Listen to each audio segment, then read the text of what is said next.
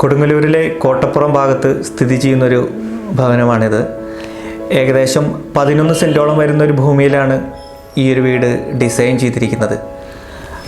പടിഞ്ഞാറ് ഭാഗത്തേക്ക് ദർശനമായി വരുന്ന ഈ ഒരു പ്ലോട്ടിൽ ഡിസൈനിങ് സ്റ്റാർട്ട് ചെയ്യുമ്പോൾ ഇറ്റാലിയൻ അല്ലെങ്കിൽ വിക്ടോറിയൻ രീതിയിലുള്ളൊരു ഭവനമായിരുന്നു കുടുംബനാഥൻ്റെയും നാഥയുടെയും കാഴ്ചപ്പാടിലുണ്ടായിരുന്നത്. തീർച്ചയായും ആ ഒരു ഡിസൈനിലേക്ക് ഉതകുന്ന രീതിയിലും പ്ലാൻ കൊണ്ടുവരാനും ഒരു സിമെട്രിക്കലായിട്ടുള്ളൊരു ശൈലി ആവിഷ്കരിക്കാനും തുടക്കത്തിൽ തന്നെ തീരുമാനമെടുത്തിരുന്നു.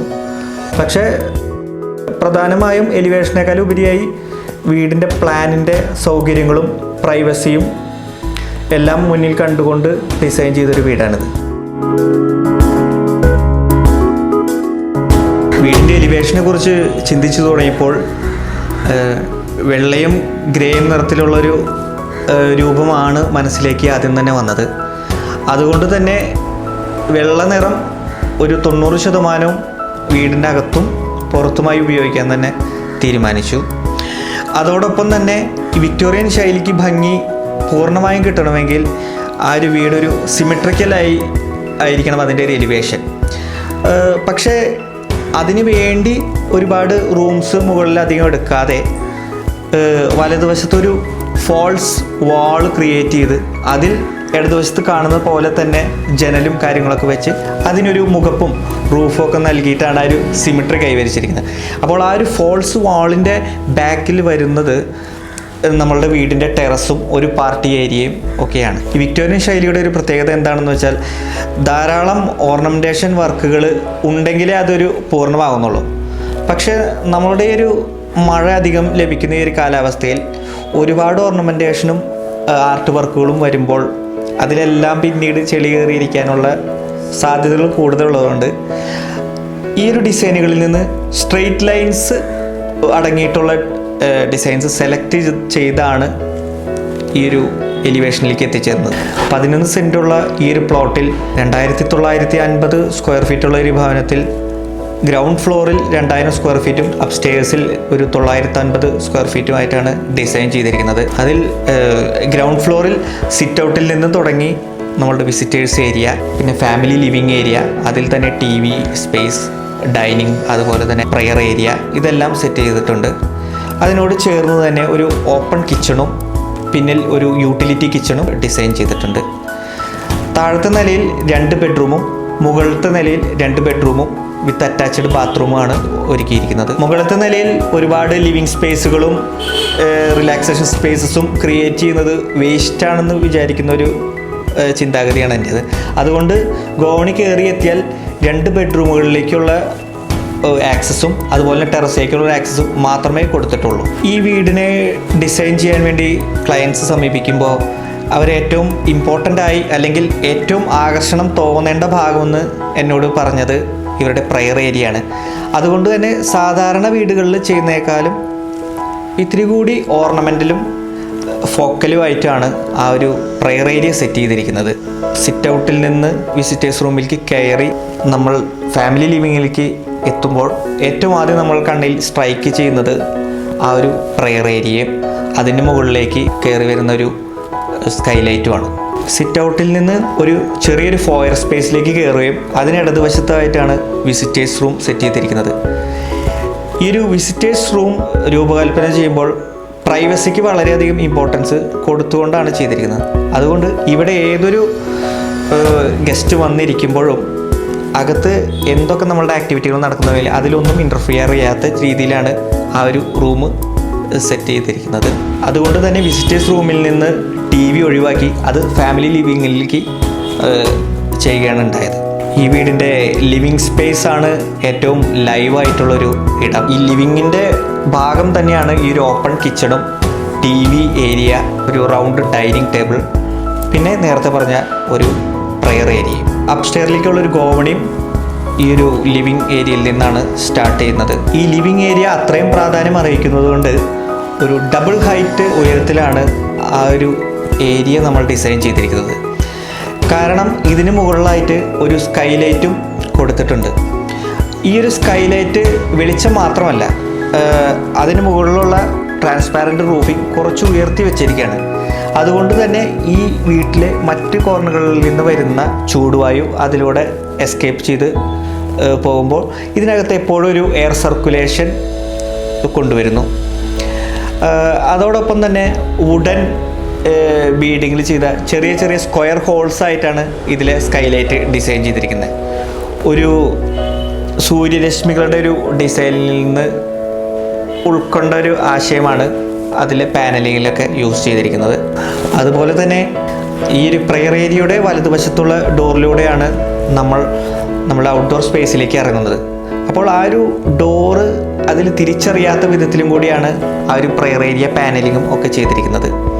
CNC കട്ടിങ്ങിൽ LED ലൈറ്റ്സും സ്ട്രിപ്സും ഒക്കെ യൂസ് ചെയ്തിട്ട് കുറച്ചും കൂടി ഓർണമെൻ്റലായിട്ട് ആ ഒരു പ്രയർ ഏരിയ ഡിസൈൻ ചെയ്തിട്ടുണ്ട്. അതോടൊപ്പം തന്നെ ഈ ഒരു ലിവിങ് ഏരിയയിൽ ഡൈനിങ് ടേബിളിനോട് ചേർന്ന് തന്നെ ഒരു ആട്ടുകട്ടിലും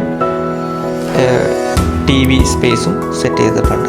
ബെഡ്റൂമുകളെ കുറിച്ച് പറയുകയാണെങ്കിൽ ഒരു മാസ്റ്റർ ബെഡ്റൂം മാത്രം സ്പെഷ്യലായിരിക്കണമെന്ന ഒരാശയത്തോട് കുറച്ച് വിയോജിപ്പുള്ള ഒരാളാണ് ഞാൻ. ഒരു കുടുംബത്തിലെ എല്ലാ അംഗങ്ങളും തുല്യ പ്രാധാന്യം അറിയിക്കുന്നതുകൊണ്ട് ഈ ഒരു ഡിസൈനിൽ 4 ബെഡ്റൂമും തുല്യ അളവിലും തുല്യ സൗകര്യത്തിലാണ് ഒരുക്കിയിട്ടുള്ളത്. ഓരോ ബെഡ്റൂമിലും ബെഡ് സ്പേസിൽ നമ്മൾ ആകെ ഒരു കട്ടിലും അതിനോട് ചേർന്നുള്ള സൈഡ് ടേബിളും മാത്രമേ അറേഞ്ച് ചെയ്തിട്ടുള്ളൂ. ഇതിലെ കബോർഡ്സ് ആൻഡ് ഡ്രസ്സിങ് ഏരിയ എല്ലാം മറ്റൊരു വാക്കിൻ വാർഡ്രോബായിട്ട് ഈ ബെഡ്റൂമിൽ നിന്ന് മറ്റൊരു മുറിയായിട്ടാണ് ചെയ്തിരിക്കുന്നത്. അതുകൊണ്ട് തന്നെ ബെഡ്റൂമിനകത്ത് തുണികൾ തൂക്കിയിടുന്ന ആ ഒരു മോശം പ്രവണതയൊക്കെ നമുക്ക് ഒഴിവാക്കാൻ സാധിക്കും. എല്ലാം എല്ലാ സമയത്തും ഒതുങ്ങി തന്നെ ഇരിക്കും. അപ്പോൾ ആ ഒരു വാക്കിംഗ് വാർഡ്രോബിലേക്ക് കയറിയാൽ ഇടതുവശത്ത് വാർഡ്രോബ്സ്, നേരെ ഒരു ഡ്രസ്സിങ് ഏരിയ വിത്ത് ഒരു ഫുൾ മിറർ, അതിൻ്റെ വലതുവശത്തായിട്ട് നമ്മളുടെ അറ്റാച്ച്ഡ് ടോയ്ലറ്റ്. ഈ ഒരു ടോയ്ലറ്റ് ഡിസൈൻ ചെയ്തിരിക്കുന്നതും വെറ്റ് ഏരിയ ഡ്രൈ ഏരിയ കോൺസെപ്റ്റിലാണ്. ഈ ഒരു വാക്കിൻ വാർഡ്രോബ്സിൽ നിന്ന് വലത്തോട്ട് തിരിയുമ്പോഴാണ് നമ്മളുടെ ബെഡ്റൂമിൻ്റെ അറ്റാച്ച്ഡ് ടോയ്ലറ്റ്സ് എല്ലാം അറേഞ്ച് ചെയ്തിരിക്കുന്നത്. അതിനകത്ത് തന്നെ dry area wet area separate ചെയ്യുന്ന രീതിയിലാണ് ആ ഒരു ഡിസൈൻ നമ്മൾ ആവിഷ്കരിച്ചിരിക്കുന്നത്. ടൈലിൻ്റെ നിറത്തിലുള്ളൊരു വ്യത്യാസം ഒഴിച്ചു കഴിഞ്ഞാൽ ബാക്കി 4 ടോയ്ലറ്റുകളും ഒരേ അളവും ഒരേ സൗകര്യത്തിലാണ് ഒരുക്കിയിരിക്കുന്നത്. അതുപോലെ തന്നെ ബെഡ്റൂംസിൻ്റെ കാര്യമായാലും എല്ലാ ബെഡ്റൂംസിലും ഒരേ സൗകര്യങ്ങൾ തന്നെയാണ് നമ്മൾ ഒരുക്കിയിട്ടുള്ളത്. ഡൈനിങ് ഹാളിനോട് ചേർന്ന് തന്നെയാണ് ഒരു ഓപ്പൺ കിച്ചൺ എന്ന കൺസെപ്റ്റിലാണ് കിച്ചൺ ഒരുക്കിയിട്ടുള്ളത്. ഭംഗിയുള്ളൊരു ഓപ്പൺ കിച്ചൺ എന്നതിനേക്കാൾ ഉപരി ഒരു വർക്കിംഗ് കിച്ചൺ കൂടി അതിനോട് അതേ അളവിൽ തന്നെ അതിന് ബാക്ക് സൈഡിൽ അറേഞ്ച് ചെയ്തിട്ടുണ്ട്.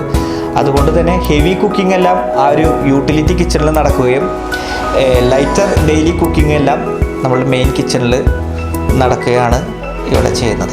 വീടിൻ്റെ ഇൻറ്റീരിയർ എല്ലാം ഒരുക്കിയിരിക്കുന്നത് വെള്ളയും തേക്കിൻ്റെ നിറവും മിക്സ് ചെയ്തതാണ്. ഈ 2 കളറുകളോട് കുറച്ച് അടുത്ത് കിടക്കുന്ന ഗ്രേ കളറും കുറച്ച് ഭാഗങ്ങളിൽ യൂസ് ചെയ്തിട്ടുണ്ട്.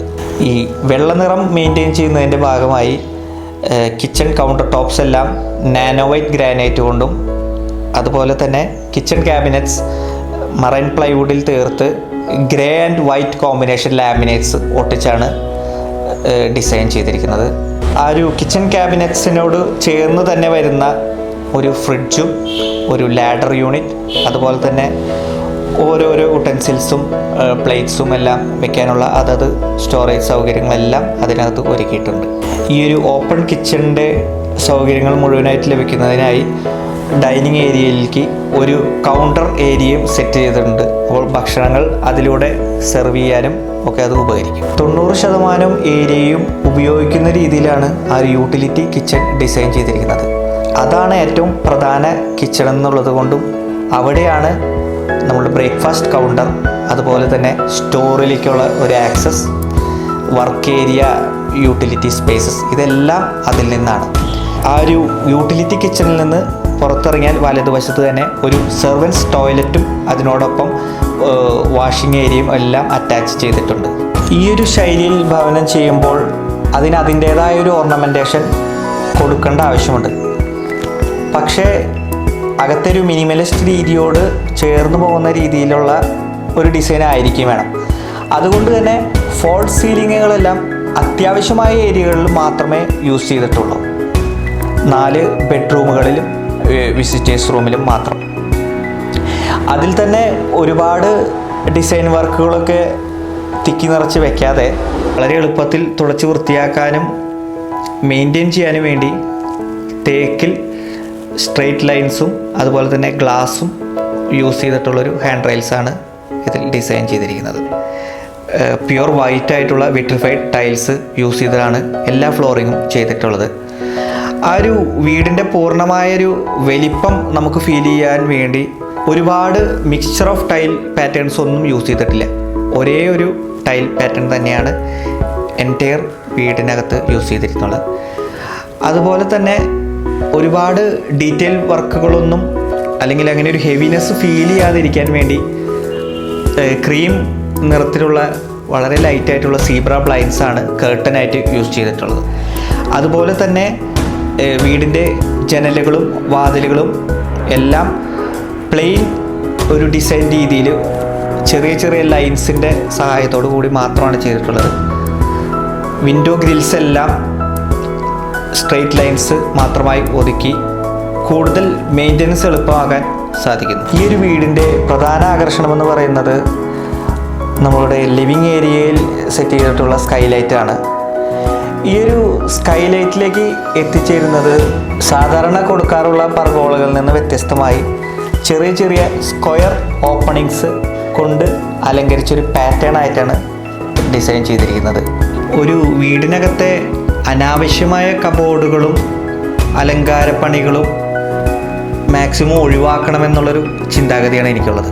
അതിൽ പ്രധാനമായ ഒരു ഡെക്കറേറ്റീവ് എലമെൻ്റ് എന്ന് പറയുന്നത് ഈ ഒരു വീട്ടിലെ വിസിറ്റേഴ്സ് ഹാളിലുള്ള ഒരു trophy ഷെൽഫുകളാണ്.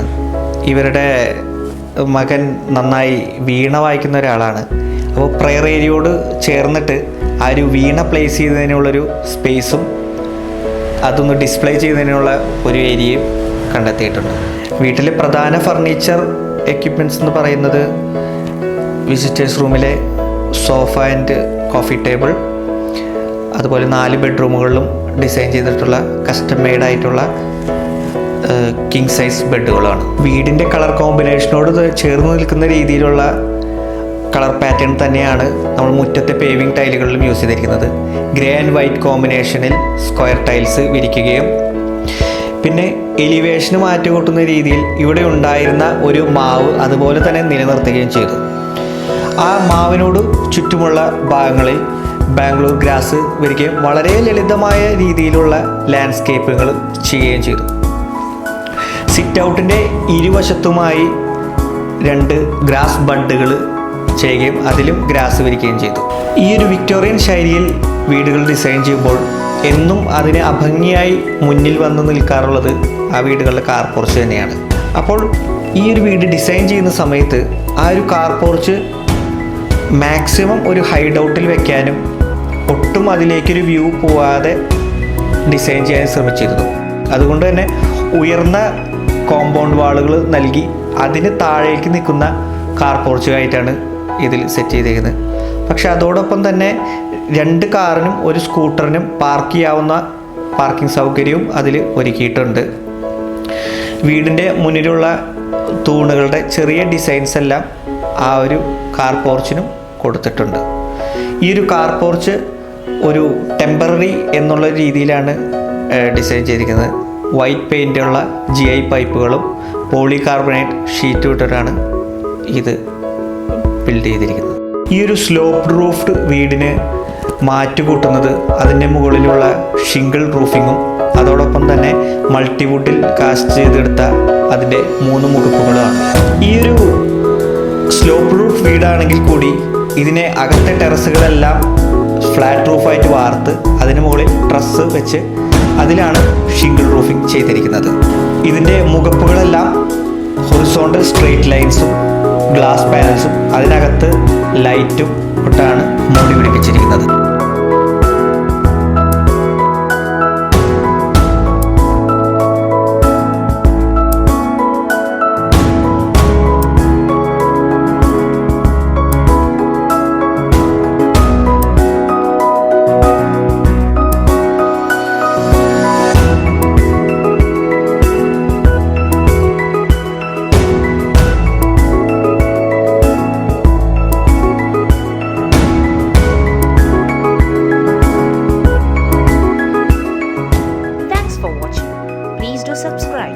small to big channel by clicking the logo and press the bell icon to receive latest updates and episodes. Thank you.